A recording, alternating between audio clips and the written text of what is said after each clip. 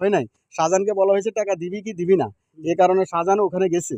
রামনারায়ণপুর যাওয়া হয়েছে শাহজাহানের রামনারায়ণপুর যাওয়া হয়েছে। শাহজাহানরে বলছে তুই টাকা যদি না দেস তাহলে তোর গার্জিয়ান যারা আছে, তোর বাইরা যারা আছে তা করে নিয়ে আসলে আমার টাকা দিবি কি দিবি না এটা ফাসলা করে আমার সাথে যা। তাহলে শাহজাহানের ভাইকে ফোন দিছে, যায় নাই।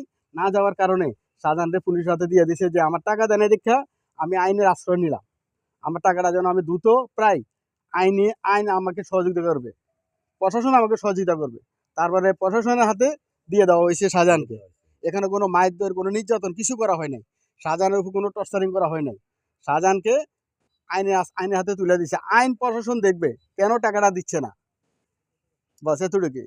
এই জন্য ওই খুঁটির থেকে বিদ্যুৎটা আনা হয়েছে পরে তারা আমগোরা আইয়া খুব হুমকি ধমকি দিছে আমরা কেন এই বিদ্যুৎ থেকে, এই প্লেয়ার থেকে কেন আমরা মিটারটা নিলাম। তা আমরা তো মিটার নিই নাই, মিটার আমরা পল্লী বিদ্যুৎ অফিসে আবেদন করছি।